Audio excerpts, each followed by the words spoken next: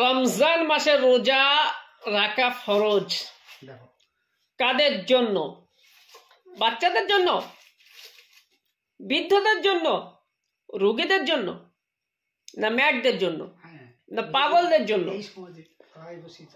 রোজা রাখতে চাচ্ছে আমাদের বাচ্চারা, বলছি মা তুলে দেবে সেহরি খাবো। বাচ্চাদের জন্য না, রোজা প্রাপ্য বয়স্ক প্রত্যেক মুসলমান নরনারীর জন্য। বৃদ্ধদের জন্য রোজা ফরজ নয়। যারা অসুস্থ বৃদ্ধ হয়ে গেছে, রোজা রাখতে পারবে না, তাদের জন্য রোজা নয়। একেবারে নাবালক বাচ্চাদের জন্য রোজা নয়।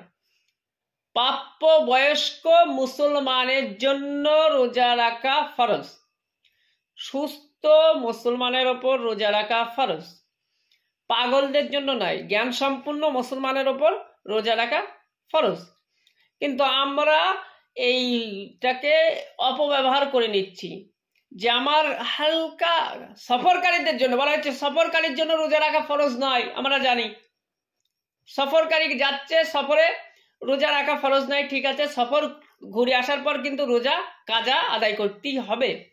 কিন্তু হালকা কিছুটা একটা কাজের জন্য, এই তো আমার মাঠে একটু কাজ আছে, কাজটা সেরে নিই, রোজা রাখবো না, পরে কাজা করে নেবো। পরে কাজা তো হয় না, রোজা লাস্টে 10টা করবো, কি প্রথমে করছি না, লাস্টে 10টা করবো।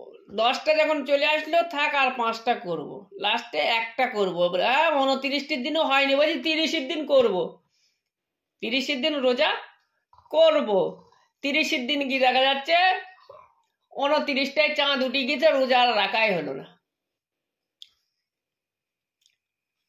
যা ভাই রোজা রাখো না, মনে হয় সামনে বছরে আল্লাহ চাইলে করবো।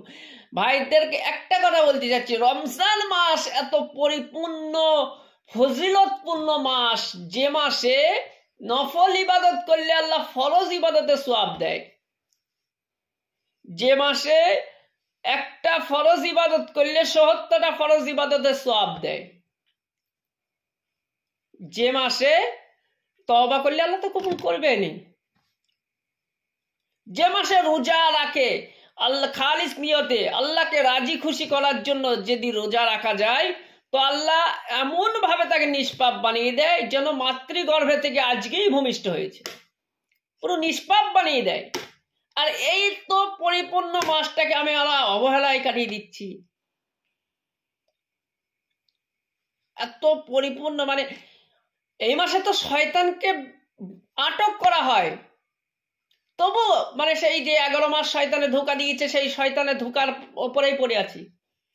11 মাস কিন্তু শয়তান ধোঁকা দিচ্ছে, আর এই 1 মাস শয়তান বাঁধা থাকে। এই 1 মাসটা এটা তো শয়তান আমাদের ধোঁকা দিচ্ছে না এই মাসে, তবু কেন আমরা পিছিয়ে যাচ্ছি? আল্লাহকে রাজি করি ভাই, আল্লাহকে খুশি করি। আরো কথা বলে দিচ্ছি, রমজান মাসে রোজা রাখা ফরজ, আল্লাহর হুকুম পালন করতেই হবে।